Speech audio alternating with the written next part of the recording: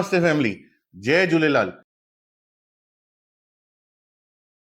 आज मेरे घर पे सूरन के कोफ्ते बने हैं, उसके साथ फ्राइड राइस बने हैं, जो कि मेरी वाइफ ने बनाए। आइए टेस्ट करेंगे कि कैसे हैं।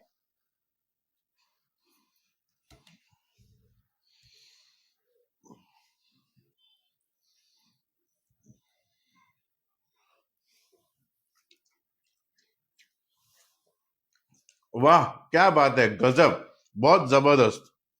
हाँ हाँ, मजा आ गया।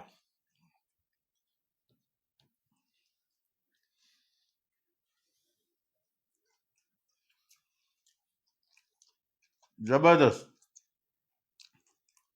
अगर आपको भी मेरे साथ ये खाने हैं सूरन के कोफ्ते फ्राइड राइस, तो मुझे कमेंट कीजिए, लाइक कीजिए, तो साथ में मिलके खाएंगे। और अगर आपको मेरे रील्स पसंद आते हैं तो प्लीज फॉलो करें, लाइक करें, सब्सक्राइब करें। जय झूलेलाल।